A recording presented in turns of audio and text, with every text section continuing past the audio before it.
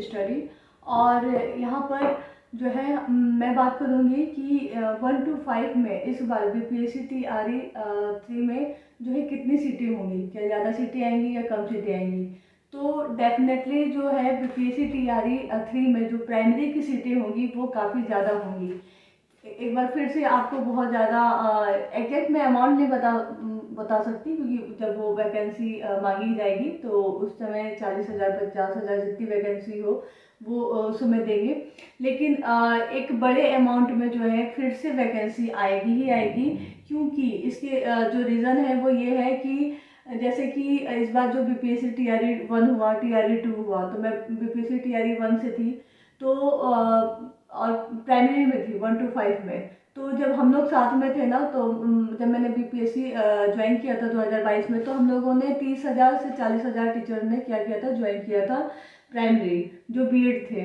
और जिसमें से बहुत सारे लोगों का जो हो गया टीआरई 1 में, किसी का 9 to 10 में हो गया, किसी का 11 12 में हो गया, बहुत मैक्सिमम जितने भी थे ना सबका हो गया। और उसके बाद बीपीएससी टीआरई 2 हुआ, उसमें भी जैसे मेरे भाई मेरी बहन दोनों पीआरटी में थे, मेरी एक फ्रेंड पीआरटी में थी, मेरे एक दोस्त हैं वो भी पीआरटी में थे 1 to 5 में। और बीपीएससी टीआरई 2 में मतलब उनका जो है सिलेक्शन 11 12 के लिए हो गया, किसी का 9 10 के लिए हो गया, किसी का 6 to 8 के लिए भी हुआ है। तो इस तरह से बहुत सारी जो वैकेंसी है वो फिर से प्राइमरी में जो है 1 to 5 में वैकेंट हो गई है, क्योंकि बहुत सारे लोग क्या हो गए हैं जिन्होंने 2022 में जो उन्होंने ज्वाइन किया था, या फिर जो पहले से थे 2014 को भी जो न्यूली टीचर थे ज्वाइन किए थे, वो लोग भी 11 12 में चले गए। मेरे साथ के एक टीचर हैं जिनका 1 to 5 में था, वो 2014 के ज्वाइनिंग किए हुए थे, उनका क्या हो गया, वो अब 11 12 में चले गए, अपग्रेड हो गए। तो इस तरह से जो है ना प्राइमरी की सीटें फिर से एक बार बहुत ज़्यादा वैकेंट हो चुकी हैं। और जो बीपीएससी टीआरई 3 की जो वैकेंसी आएगी स्पेशली जो प्राइमरी की होंगी उसके लिए बहुत ज़्यादा सीटें होंगी। तो आज मेरा वीडियो बनाने का मेन फोकस ये है कि आप लोगों को बिल्कुल निराश नहीं होना है, और ये बिल्कुल पॉजिटिव माइंड लेके चलना है कि बीपीएससी की जो अगस्त में जो एग्ज़ाम होगा प्राइमरी लेवल का, उसमें बहुत सारी सीटें आने वाली हैं। और आप अभी से लग जाएं उस चीज़ के लिए, क्योंकि कंपटीशन भी बहुत ज़्यादा टफ होने वाला है। उसमें प्राइमरी में क्या होता है कि 50% जो है वो उसमें जनरल कैटेगरी होता है, और 50% जो सीटें होती हैं उसमें आपकी जो बिहार के लोगों के लिए कैटेगरी हुई है उसमें सीटें मिलती है। तो जो 50% है उसमें भी काफ़ी टफ है, क्योंकि अदर स्टेट के भी मतलब लोग हैं वो शामिल जरूर होंगे, और यूपी के, झारखंड के, मतलब जितने भी हैं जो भी इसमें शामिल होना चाहते हैं वो लोग प्राइमरी में जो है 1 to 5 में ज़रूर आएंगे।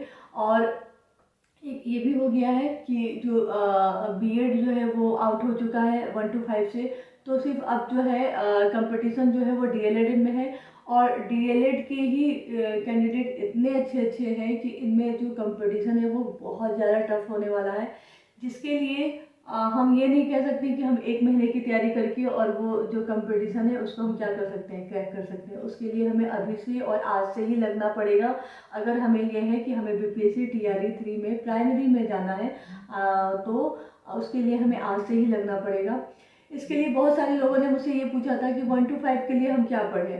तो क्योंकि वैकेंसी तो आने वाली है ये श्योर है बिल्कुल, सबसे ज़्यादा वैकेंसी आपको 1 to 5 में ही देखने को मिलेगी इस बार।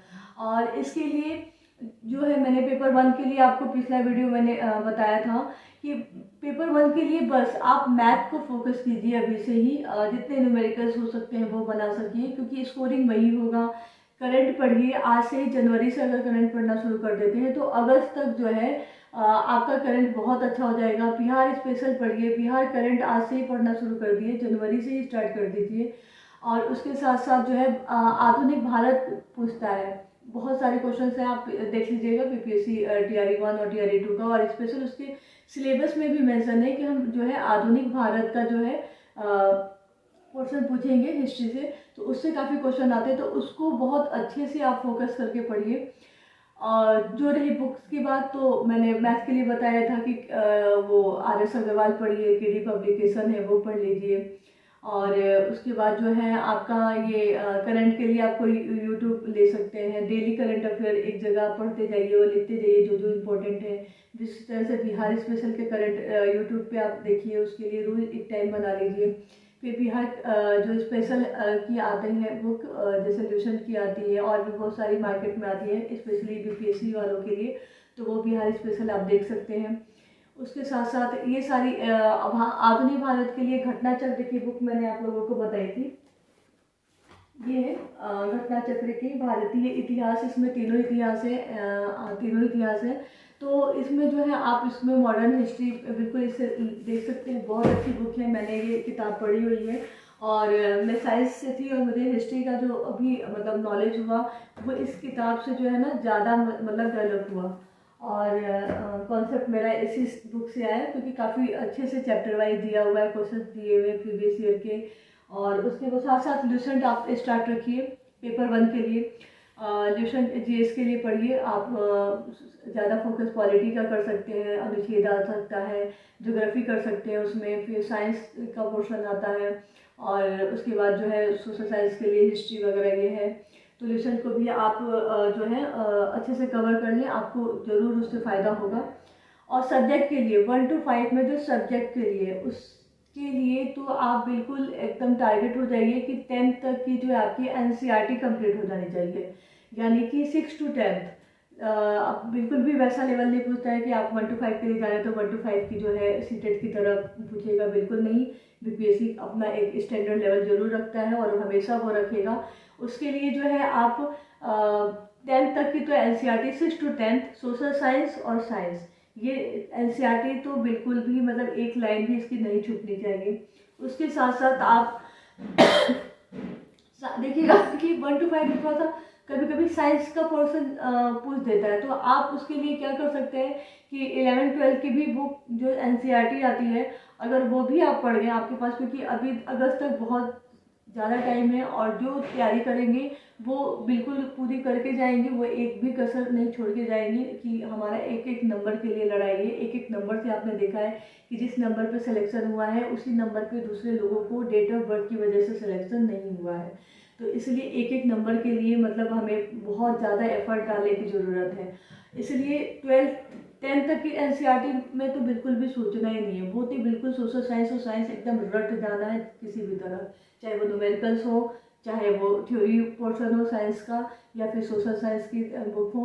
और उसके साथ साथ बाद में जो है 11th-12th के भी जो साइंस है और जो मतलब सोशल साइंस है उस पर आपको, अगर आप सोशल साइंस से हैं तो आपके लिए सोशल साइंस तो इजी होगा। साइंस को पढ़ना होगा तो आप उसके लिए साइंस की बुक लीजिए एनसीईआरटी की। अगर आप साइंस के मतलब है तो आपका साइंस पोर्शन ठीक होगा। सोशल साइंस में आपको हो सकती है प्रॉब्लम होगी, तो आप सोशल साइंस पर फोकस करें। तो इस तरह की ना, अगर आप 12th तक एनसीईआरटी को बिल्कुल ही एकदम अच्छे तरीके से पढ़ के जाए और पेपर 1 में जिस तरह से मैंने कहा है ये सारी चीज़ें आप आज से करना शुरू कर दें, तो 100% जो है पीआरटी का रिजल्ट बिल्कुल भी आपका मतलब नेगेटिव नहीं होगा, हमें पॉजिटिव ही आएगा। और फिर आप एक बार कमेंट करके जरूर कहिएगा कि हाँ मैंने जो कहा था वो हुआ था, क्योंकि ये सारी चीज़ें मैंने खुद अपने से एक्सपीरियंस करके अपने आसपास के लोगों से, हम जिस फील्ड में हैं, मेरे घर में सब लोग टीचिंग लाइन से हैं, तो उन लोगों से एक्सपीरियंस करके उनके रिजल्ट हो रहे हैं, तो उन्होंने क्या पढ़ा, कैसे पढ़ा, ये सारी चीज़ें जो है देख कर ही मैं आप लोगों को सजेस्ट कर रही हूँ कि अगर आप इतना करके जाएंगे तो बिल्कुल भी आपका रिजल्ट होने ही वाला है। और बहुत से लोग ये पूछ रहे थे हम कौन सी कोचिंग लें, कौन सा ऑनलाइन मतलब लें। तो मुझे जहाँ तक लगता है, मैंने बस एक बार कोचिंग लिया था ऑनलाइन, क्योंकि केवी के टाइम में, लेकिन मुझे बिल्कुल भी उसमें कोई मतलब फ़ायदा नहीं दिखा। मुझे जो दिखा वो ये कि सेल्फ स्टडी कैसे करनी है। तो सेल्फ स्टडी का ही मतलब आप जितना ज़्यादा हो सके सेल्फ स्टडी कर सकते हैं। यूट्यूब पे आप बस थोड़े से जो कॉन्सेप्ट आपके क्लियर नहीं है या फिर कोई चैप्टर आपका समझ में नहीं आ रहा है, तो उसको आप यूट्यूब में बहुत सारी चीज़ें हैं जो ऑनलाइन कोर्स लेंगे ना आप किसी का, तो वो सारी चीज़ें जो है यूट्यूब पे भी हैं। आप एनसीईआरटी को बेस बना के चलिए, एनसीईआरटी से जो चीज़ें नहीं समझ में आ रही है उसको क्या करना है, यूट्यूब से सर्च करके देख लेना है। तो उससे आपका जो है क्या होगा कि मतलब जो नहीं समझ में आ रहा है वो कंसेप्ट हो जाएगा। और सेल्फ स्टडी जितना आप करेंगे उतना ही ज़्यादा आपके रिजल्ट होने की श्योरिटी है, क्योंकि सेल्फ स्टडी से बेहतर कुछ नहीं होता है। और ये वीडियो मैंने इसलिए बनाया क्योंकि बहुत लोग मुझे 1 से 5 तक मतलब कह रहे थे कि आप बताइए, तो इसलिए। और आप लोग आज से ही लग जाइए। और दूसरी बात कि कंटिन्यूटी हमेशा रहनी चाहिए। अगर हम सोचेंगे कि ठीक है अभी अगस्त है, अभी यहाँ है, शादी है, फंक्शन है, फेस्टिवल है, हम ये कर लेंगे, मामा के घर से घूम के आ जाएंगे तो पढ़ेंगे, तो उसमें नहीं होता है। अगर आपको रिजल्ट लेना है तो उसके लिए कंटिन्यूटी यानी कि रोज़ अगर आप 7 घंटे बैठ रहे हैं या 6 घंटे बैठ रहे हैं या 4 ही घंटे बैठ रहे हैं, लेकिन रोज़ आप पढ़ रहे हैं, तभी जाके आपका सिलेक्शन जो है वो निश्चित होगा। और कंटिन्यूटी बहुत ज़रूरी है, इसलिए आज से लेके अगले जब तक कि आपके हाथ में रिजल्ट ना आ जाए तब तक आपको क्या होना है, कंटिन्यू रहना है, रोज़ पढ़ना है, रोज़ एक रूटीन बना के पढ़ना है। और अगर आपको ये वीडियो पसंद आई हो तो सबसे पहले आप लाइक कीजिएगा, सब्सक्राइब कीजिएगा और शेयर कीजिएगा।